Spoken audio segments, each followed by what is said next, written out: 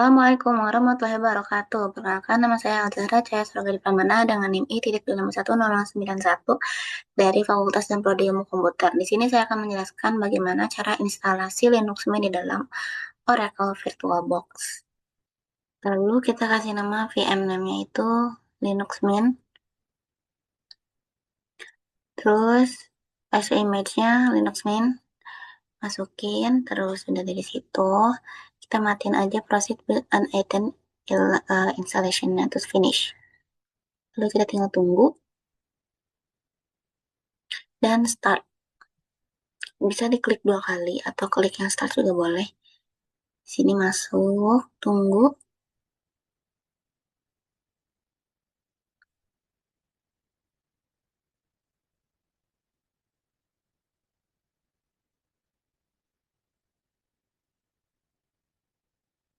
Dan di sini udah masuk ke virtual machine-nya, kita tinggal tunggu aja.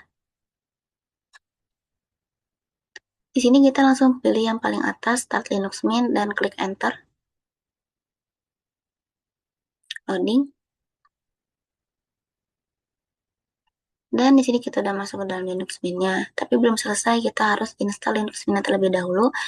Lihat logo yang paling atas di kiri itu, kita klik Install Linux Mint.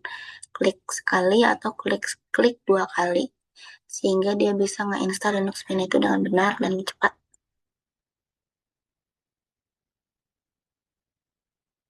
Klik, terus kita tunggu, di situ emang agak lama. Terus di sini kita klik continue aja. Continue aja semua. Sini continue.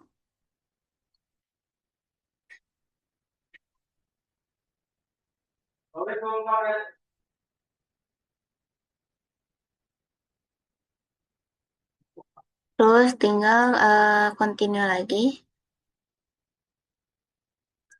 Continue lagi, kita tunggu.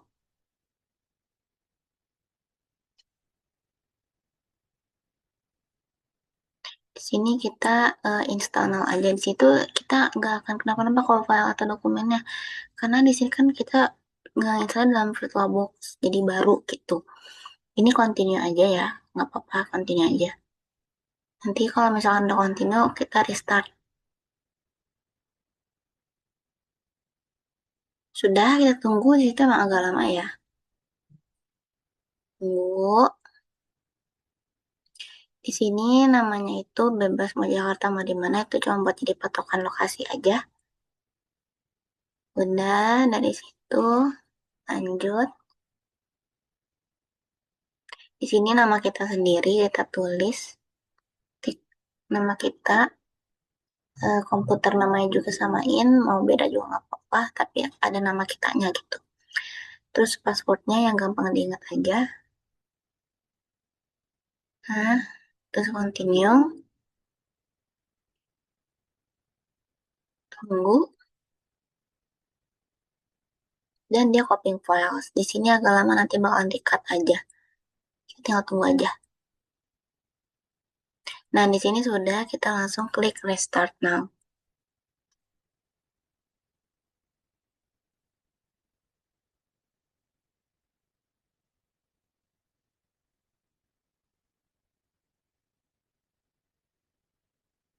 Di sini kita klik enter.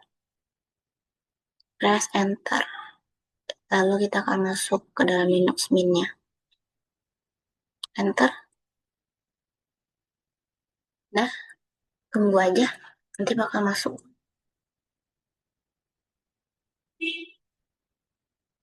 Tunggu. Dan di sini kita masukin password tadi yang tadi kita udah ketik. Masukin.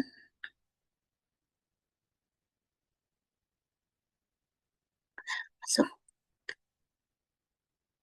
Tunggu. Biasanya bakal ada bunyi. Kalau masuk ke Linux Mint tuh ada bunyinya. Kalau nggak ada bunyi juga nggak apa-apa, at least udah bisa masuk gitu.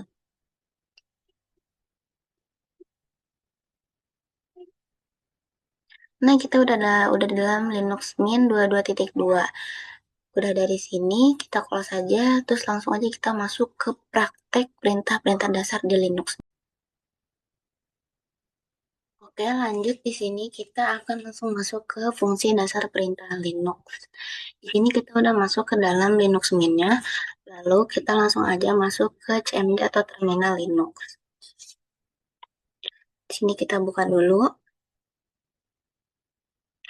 Nah, setelah buka seperti ini, kita langsung aja ketik sudo untuk masuk ke dalam user.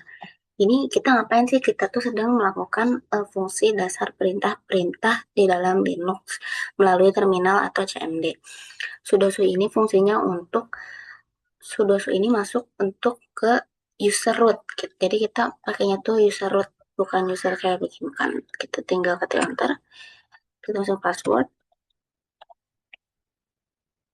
Nah, sekarang kita sudah masuk ke dalam user root.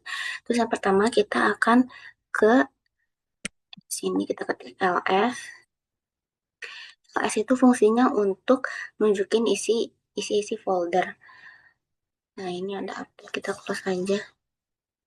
Terus sudah dari sini kita bisa juga ketik clear. Clear itu buat apa? Clear itu untuk membersihkan terminalnya. Nah, lalu di sini kita akan tunjukin file-file yang kita udah buat. Tapi kalau misalkan kita langsung ketik, misalkan tugas xt ini file txt ada kosong karena kita belum bikin. Gimana cara bikinnya? Kita bikinnya itu dengan kode seperti ini, nano file ini nano file txt ini fungsinya untuk membuat file dan membuat isi dalam filenya. Kita enter. Nah, di sini kita udah masuk ke dalam file txt-nya ini, kita ketik aja halo. Ini adalah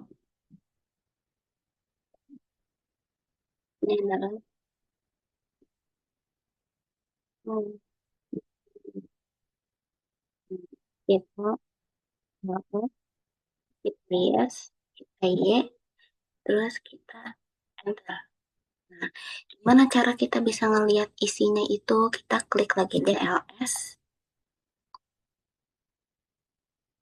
Nah, maka file txt-nya itu sudah ada. Gimana sih cara nunjukin biar tadi yang kita ketik tuh yang di dalam file txt-nya itu adalah dengan cat file txt begini. Dan kata-kata tadi yang kita ketik itu sudah muncul ini seperti ini. Lalu selanjutnya kita akan menyalin file txt ini. Caranya bagaimana? Caranya adalah cp titik cp file txt salinan txt enter. Terus kita cek lagi. Nah, maka file txt sama salinan txt-nya pun sudah ada. Gimana kalau mau ngeliat salinan txt-nya? Sama caranya, yaitu dengan menggunakan cat. Kita ganti salinan txt. Lalu enter. Nah, hasilnya adalah seperti ini. Ini kita clear dulu aja biar nggak kebanyakan. Ini lagi. Nah, lalu kita akan membuat folder baru. Kita akan menggunakan mkdir. Di sini nama foldernya bebas. Saya mau namanya folder baru aja. Mengkadir folder baru, lalu kita enter. Nah, gimana cara ngeliatnya? Sama, kita ketik ls, maka folder baru ini sudah ada nih, folder baru. Terus, misalkan kita mau ngehapus si file yang tadi baru kita bikin, file txt atau enggak salinan txt. Itu gimana sih caranya? Kita masukin aja rm file, misalkan txt. Terus kita enter. Kita cek, maka si file text-nya tuh sudah hilang. Kita mau menghapus si salinan teks juga sama, kita menggunakan sintaks atau kode rm file rm nama file titik txt gitu. Kalau mau hapus salinan txt berarti rm salinan titik txt kayak gitu. Terus kita juga bisa ngelihat lokasi sekarang kita tuh ada di mana, bukan lokasi alamat kita ya, tapi lokasi eh, lokasi lokasi lokasi desktop kita gitu. Kita tinggal ketik aja pwd untuk lokasi. Nah, berarti kita tuh lagi ada di home, terus nama saya ini Alza user gitu. Ini alamatnya, ini nama user. Terus sudah dari PWD, kita misalkan mau masuk ke folder baru tadi yang baru kita bikin. Berarti cd folder baru. Jadi folder baru itu untuk masuk ke dalam folder. Nah, kita sudah masuk ke dalam folder baru nih. Terus misalkan kita juga mau menghapus si folder barunya. Berarti kalau file itu kan rm, tapi kalau folder itu kita ketiknya rmdir. Sama ya kayak kita bikin folder baru pakai mk dir, pakai dir. Kalau folder pakai dir, kalau file tuh enggak. Berarti rmdir, rmdir folder baru. Nah, tadi itu kan emang error katanya nggak bisa menghapus karena kita tuh ada dalam si folder barunya. Jadi kalau misalkan langsung dihapus itu bakalan error. Jadi kita di sini udah keluar dari si folder barunya, langsung kita akan coba menghapus ya. rm, aduh agak lemot ya. rm dir folder baru. Nah, cek lagi apakah si folder baru sudah terhapus atau belum. Nah, kita cari ya. Desktop, dokumen, download, musik, publik, salinan txt, template, videos. Nah, jadi si folder baru itu sudah terhapus dengan menggunakan sintaks atau kode rmdir folder baru. Karena tadi kita ada sempat error karena kita ada di dalam si folder barunya. Jadi kita harus keluar dulu dari si folder barunya baru bisa menghapus foldernya.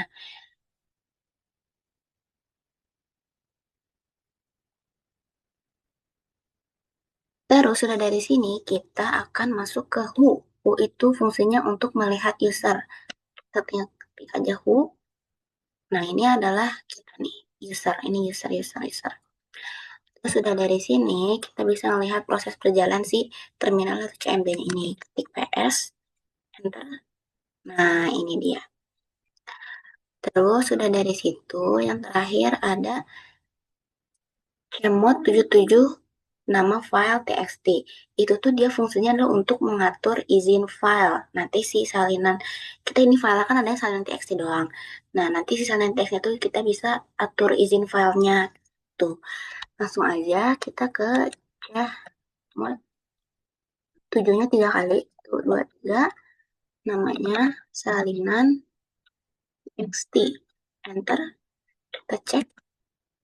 Nah, jadi si salinan txt-nya itu sudah diatur izin filenya. Jadi dia berwarna hijau.